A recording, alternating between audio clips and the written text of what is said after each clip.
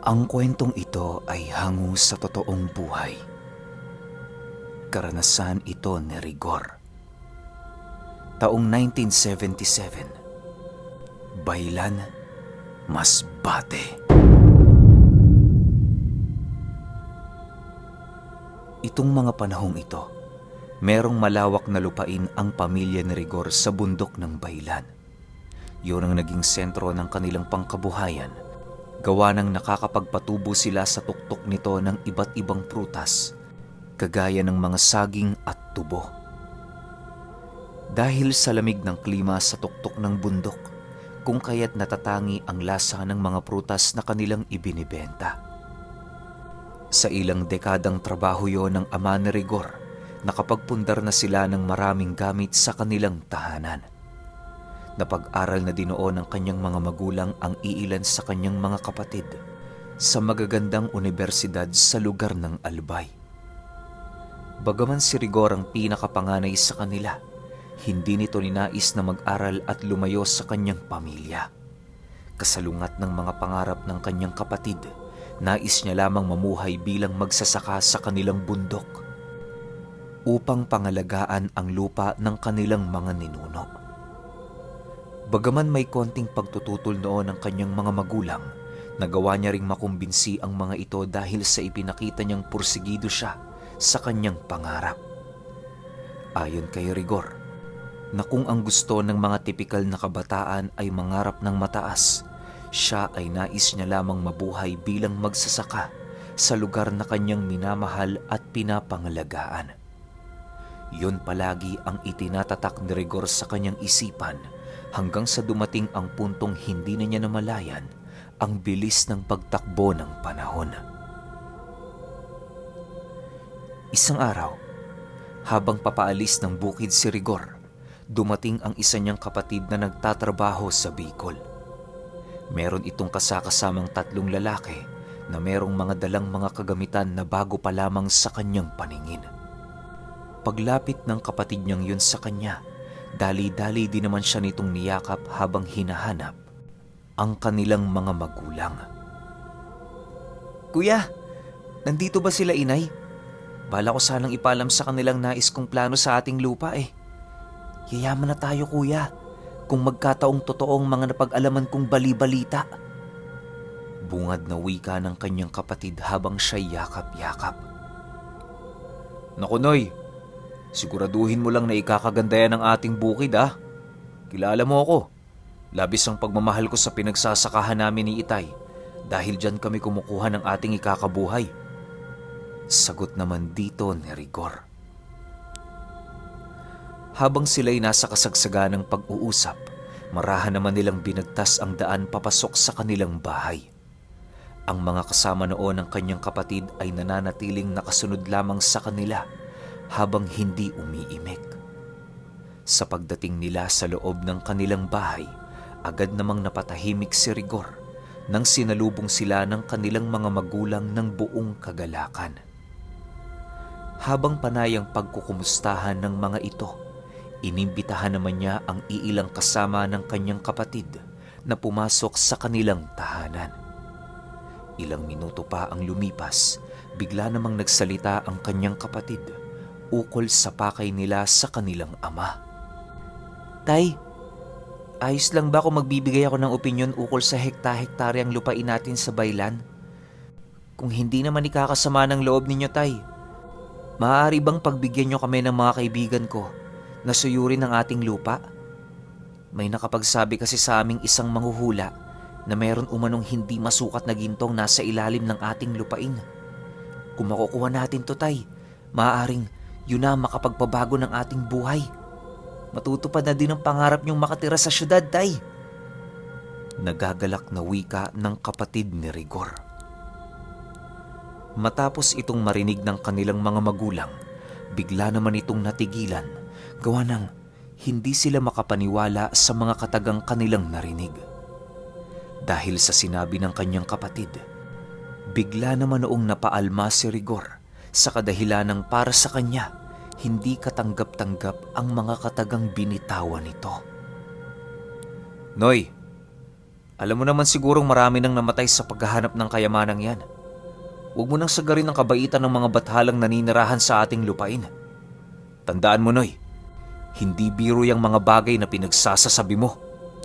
Sagot ni Rigor sa sinabi ng kanyang kapatid. Rigor, hayaan mo siya. Karapatan din naman niya yan kahit papaano. Sige anak, pagbibigyan kita. Pero sa isang kondisyon, magmamasid lang kayo sa lupa. Huwag kayong magbubungkal o gumawa ng mga bagay na hindi pinag-iisipan. Tandaan mo, anuman ang nasa ilalim ng baylan, pagmamay-ari yan ng mga engkanto. Dagdag naman ng kanilang ama. Nang marinig ito ng kapatid ni Rigor, agad naman yung sumang-ayon upang hindi na humaba pa ang kanilang pag-uusap.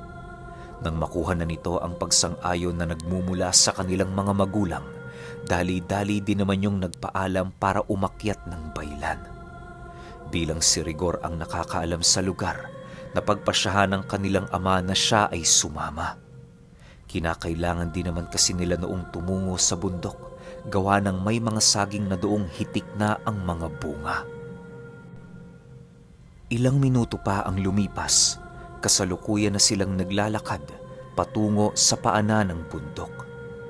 Panay naman ang pag-uusap noon ni Rigor at ng kanyang kapatid ukol sa mga kasama nitong dinala sa kanilang lupa. Noy, sigurado ka bang mapagkakatiwalaan mo ang mga yan?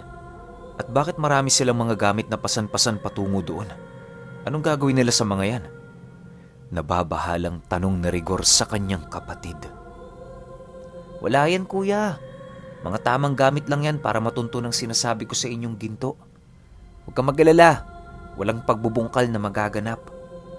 Sagot naman ng kanyang kapatid nang marinig nito ang kanyang sinabi. Sa pagdating nila sa paanang bahagi ng baylan, pansamantala muna silang tumigil upang magbigay ng permiso sa mga engkanto na sila'y papasukin sa teritoryo ng mga ito. Palagi yung ginagawa nila Rigor at ng pamilya niya sa tuwing papasok sila ng bundok upang makaiwas sa kahit na anong peligro. Marami na kasing sabi-sabing kumakalat sa bundok na yon ukol sa mga taong napapadpad roon. Sa katunayan, iisa lamang sa piling pamilya na nakakapasok sa baylan ng ligtas at ito ay ang pamilya nila Rigor. Ayon sa kanilang ama, na kaya lang naman hindi sila ginagalaw doon ng mga engkanto, gawa ng ang mga nagdaan nilang mga ninuno, nagkaroon ng pakikipagkasundo sa mga nilalang na naninirahan sa baylan. Dahil sa sumpang yon, kung kaya't maging ang kaapu-apuhan ng mga ito ay malayang nakakapasok sa bundok. Matapos ang ritual ng pagpapaalam na ginawa ni Rigor sa paanan, doon na nila inumpisahan ng mapayapang pag-akyat ng bundok. Bagaman umaga pa noong mga oras na yon, labis-labis na ang kanyang pagkabahala para sa kaligtasan ng kanilang mga kasama. Kung magkataon kasing makita ang mga ito ng hari at reyna ng baylan, maaaring yun na ang maging hudyat ng wakas ng kanilang mga buhay. Sa pagpapatuloy ng kanilang pag-akyat, doon nila napag-usapan ang tungkol sa kanilang tiyuhin na hindi na nakababa ng bundok matapos yung umakyat ng araw ng Biyernes Santo. Mag-iilang buwan na din nila yung hindi nakikita, kung kaya't naisipan nilang maaaring ikinulong na yon ng mga engkanto sa kabilang dimensyon. Magmula noong nawala ito, paulit-ulit nang nilibot nila Rigor ang buong paanan ng bundok sa pagbabakasakaling magagawa nila yung masilayan. Subalit ilang araw, linggo at buwan man ang lumipas, wala silang nakita at wala silang narinig sa iilang mga magsasaka sa bundok ng baylan. Karamihan sa sinasabi ng mga ito ay wala silang nakitang bumaba na siya namang labis na ipinagtaka nila Rigor. Tandaan mo, Noy, may mga kadugo tayong nawala sa lugar na ito. Hindi ka ba kinakabahan para sa mga kasamahan mo? Tanong ni Rigor sa kanyang kapatid. Hindi naman, kuya. Nananalig akong alam nila ang kanilang ginagawa. Tsaka, kung totoo man ang sinasabing may maladagat na kayamanan sa ilalim nito, hindi ba't sulit ang buwis buhay at sugal nating ginagawa? Sagot naman ng kanyang kapatid. Sa pagdating nila sa kanilang lupain, agad namang inayos ng mga kasama ng kapatid ni Rigor ang kanilang mga gamit. Akala niya noon, mga simpleng kagamitan lamang ang dala ng mga ito, pero nagkamali siya. Habang inuumpisahan na ng mga kasama ng kanyang kapatid ang pagsusuyod sa lupa, ninais na lamang niya noong tunguhin ang kanilang sakahan upang bisitahin ang kanilang mga saging. Kampante siya noong walang mahanap sa lugar ang kanyang kapatid, gawa ng ayon sa kanyang ama, kilo-kilometro ang lalim ng pagkakabaon ng maalamat na kayamanang kanilang pinaniniwalaan. Habang nagmamasid si Rigor sa mga bunga ng kanilang tanim, wala siyang kaide-ideya sa nagaganap na pagbubungkal sa kanilang lupain. Nang makabalik na siya sa kinaroroonan ng kanyang kapatid, laking gulat na lamang niya nang masipat niya ang mga itong itinitirik ang mga posteng bakal nitong dala sa mga lupang kanilang pinaghihinalaan na pinaghihimlayan ng mga ginto. Dahil sa nakita noon ni Rigor, nagpasya siyang bunutin ang mga ito habang pinapagalitan ang mga taong kasama ng kanyang kapatid. Noy! Akala ko ba sumang-ayon ka na kay Itay na walang pagbubungkal na magaganap? Ano tong ginagawa ninyo? Bakit hindi ninyo nare-respeto ang bundok? Hindi mo ba alam? Palasyong sinisira ninyo! Nababahalang pagsigaw ni Rigor sa kanyang kapatid. Nang marinig naman yon ng dalawang lalaki, patuloy pa rin ang mga ito sa kanilang ginagawang pagbubungkal. Bagaman maraming babala at paniniwalang itinatak sa kanila ang ama ni Rigor, nananatili pa rin silang pursigido sa paghahanap ng mga ginto. Habang nagwawala si Rigor sa kanilang sakahan, agad naman siyang nilapitan ng kanyang kapatid upang kausapin. Kuya, hayaan mo na sila. Eksperto sila sa ganitong trabaho. Kung gusto mong umangat ang buhay mo, manalig ka sa pasya ko. Mahinahong sagot naman ng kanyang kapatid.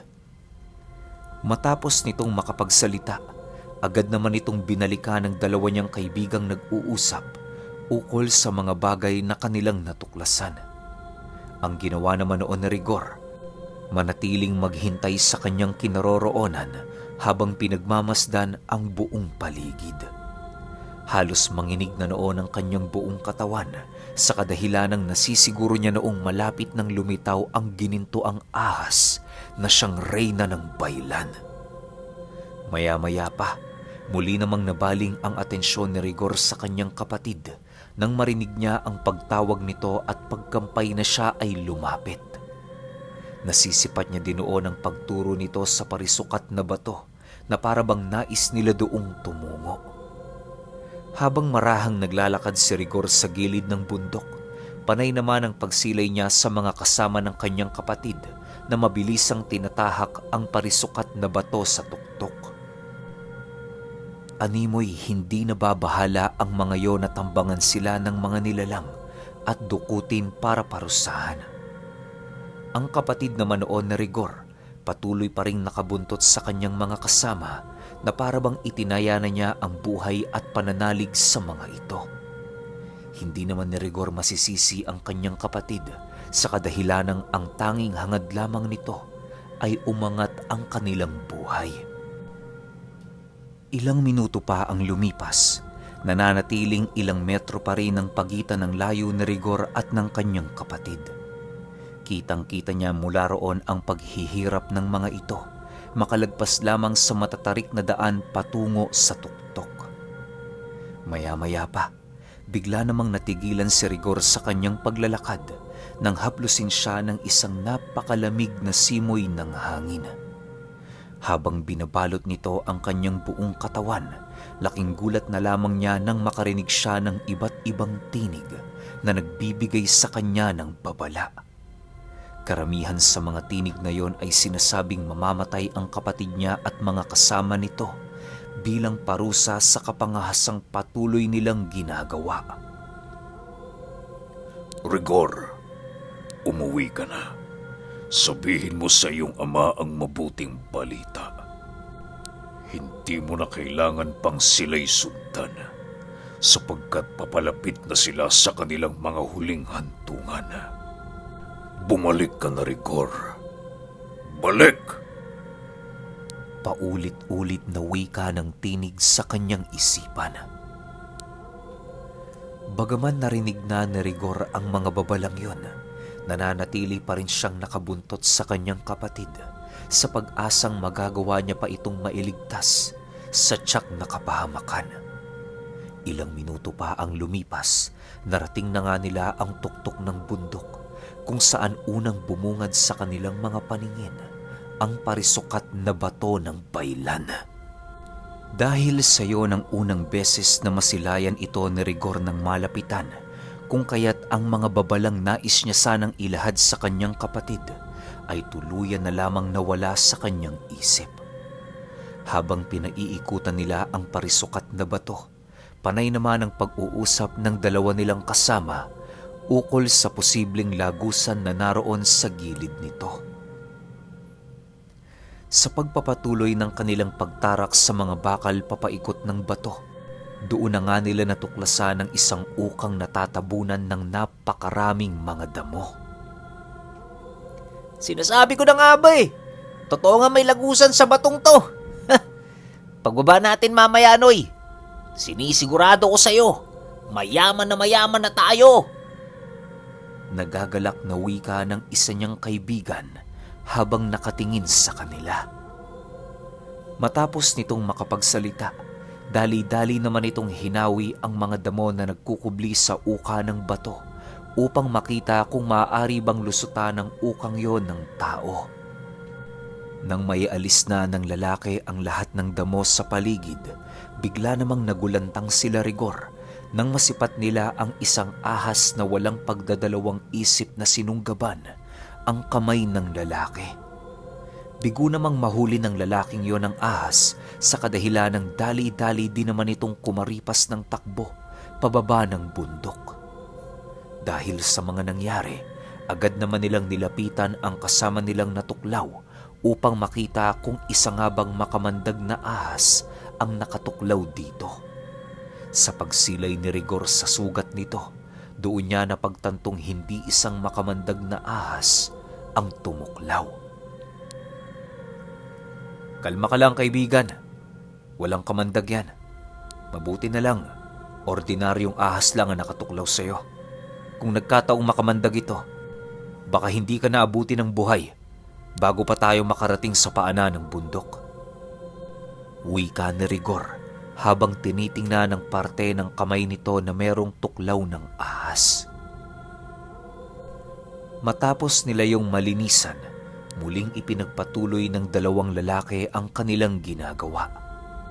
Nang mapagtanto nila noong kakasya sa butas na yon ng isang tao, kung kaya't napagpasyahan nilang pasukin ito.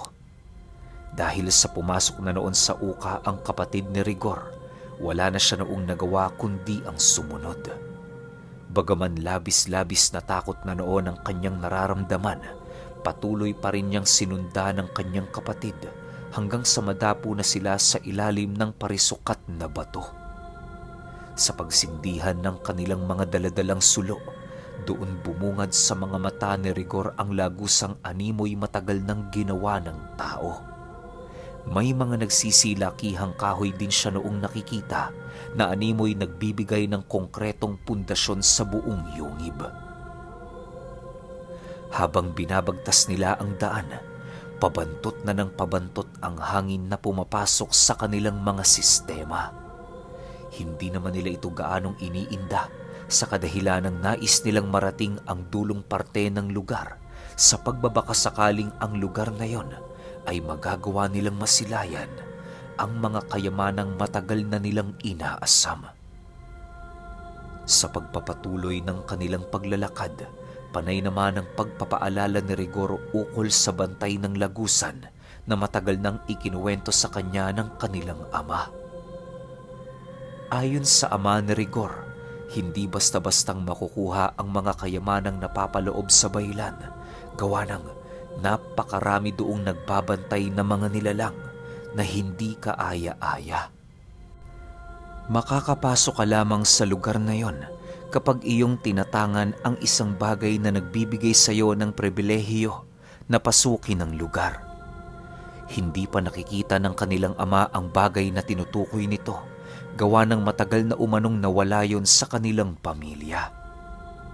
Habang nagkukwento si Rigor sa kanyang kapatid, panay naman ang pagngisi ng mga kasama nito na para bang isang biro lamang para sa kanila ang naging kwento ng kapatid ng kanilang kaibigan.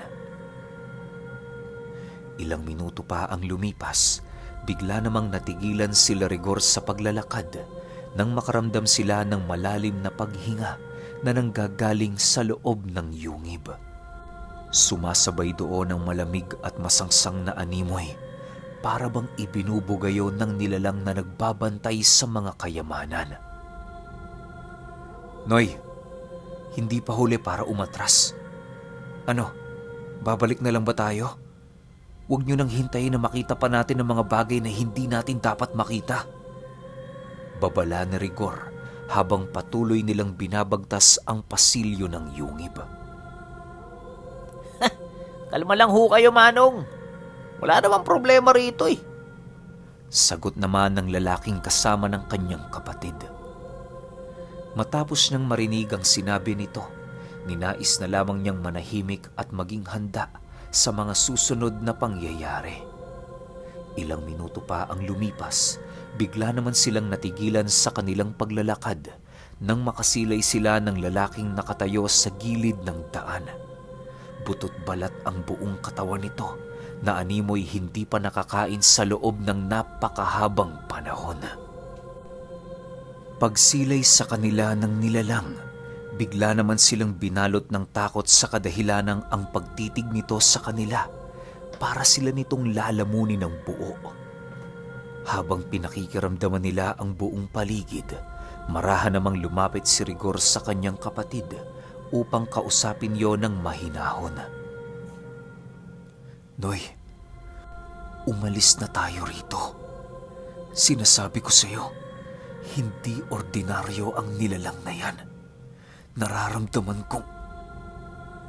Di pa man nakakatapos makapagsalita si Rigor, bigla naman silang napabagsak ng kanyang kapatid sa lupa sa kadahilanang kitang-kita nila ang pagkaladkad ng nilalang na yon sa dalawa nilang kasama. Hindi na nakasigaw ang dalawa, gawa ng mabilisan yung kinagat sa leeg at walang pagdadalawang isip na sinipsip ang kabuuan ng dugo nitong nananalaytay sa kanilang mga katawan. Matapos yung gawin ng nilalang, marahan naman itong naglakad papalapit sa kanila habang nananatiling tahimik.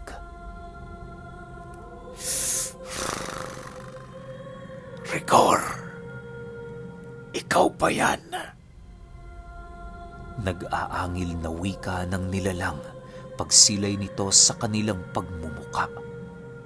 Matapos marinig ni Rigor ang sinabi ng lalaki, nanginginig naman siyang napatitig sa kinatatayuan nito habang sumasagot ng, Opo, ako po ito.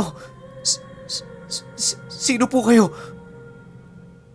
Umalis na kayo rito. Bilisan nyo na.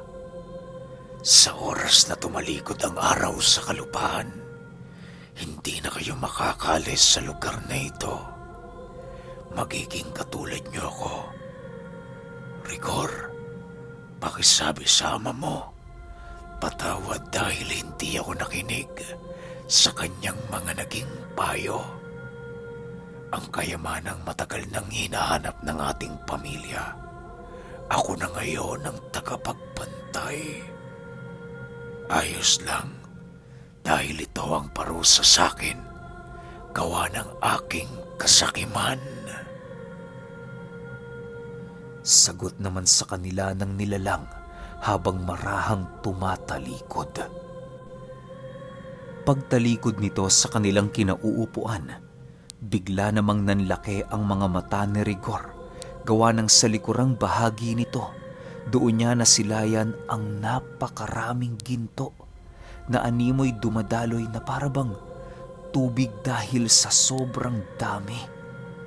Bumubulwak-bulwak din ang iilang parte ng kinaroroonan ng gintong yon na parabang meron itong buhay. Habang pinagmamasdan nila ang mga pangyayaring yon, sinabihan siya ng kanyang kapatid na mauna nang lumabas sa yungib dahil sa kukuha ito ng kakarampot na ginto sa lugar. Bagaman marami ng kaganapan ang nangyari, patuloy pa rin itong nagpupursige upang matupad ang kanyang pangarap na maiahon ang kanyang pamilya sa hirap.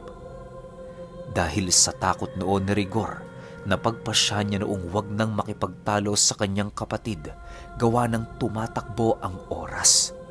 Alam niya noong malapit nang sumapit ang hapon sa kadahilan ng masyado nang dumidilim ang bukana ng yungib na kanilang pinasok. Sa paglabas niya sa lugar na yon, matyaga naman niyang hinintay ang kanyang kapatid sa pag-asang ito ay muling makakaahon sa pinasukan nilang yungib.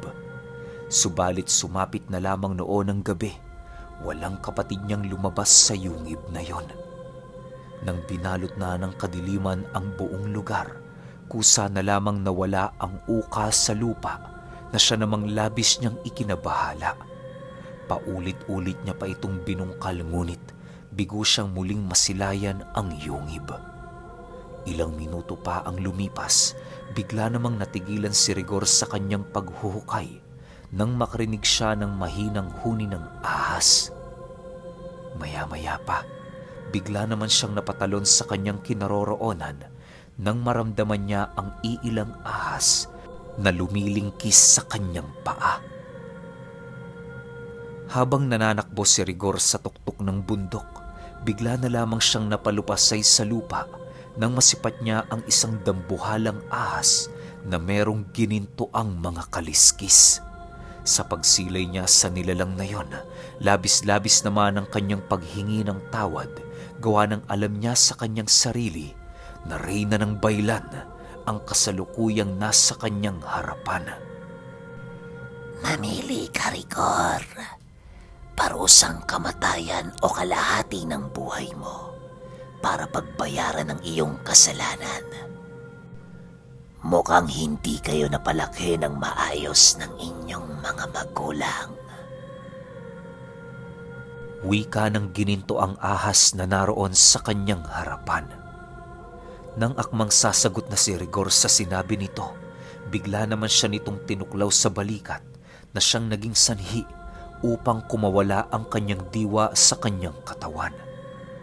Paggising niya, laking gulat na lamang niya nang masipat niyang naroon na pala siya sa loob ng kanyang silid.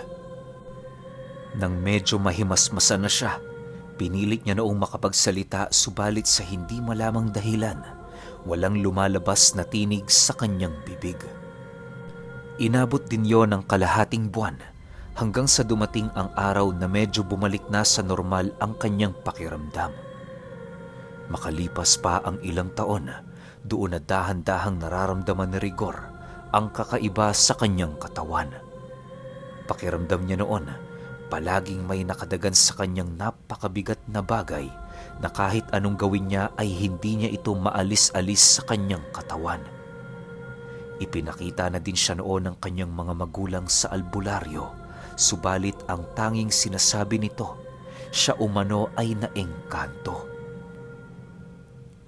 Dahil sa kabiguan nila noong masolusyonan ng sakit ni Rigor, kung kaya't napagpasyahan na lamang nila noon na ito ay hayaan.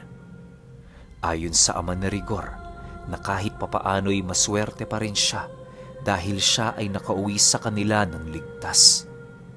Kahit hindi pinalad ang kanyang kapatid, hindi naman yun naging rason para sa kanyang mga magulang na taniman ng galit ang mga engkanto sa bundok ng baylan.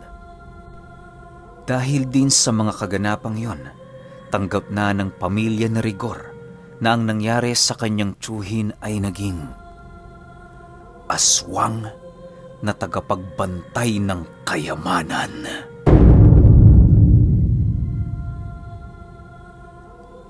Okay, opinion ko sa kwento. Grabe, ibang tao to pero isipin nyo yung gininto ang ahas na nagbabantay sa bundok ng Baylan. Hindi ba yan yung asawa ni Haring Rufus? Kung babalikan ninyo yung kwento ni Lolo Ruben. Grabe, sobrang angas. Alam nyo yung pagkakakonekta. Pero yung pala yung ginagawa nilang sumpa sa mga taong nangangahas na kunin yung ginto. Ang tanong ko lang, para saan kaya yung ginto sa lahi ng mga engkanto na yun? Ano ba yun? Pagkain ba nila? Yung ba yung nagsisilbi nilang source ng kapangyarihan o lakas? Kasi di ko alam eh. Pero baka may mga nakakaalam dyan. Pa-comment naman sa baba para magkaroon kami ng idea. Yun lang. Hanggang sa susunod na kwento. Salamat.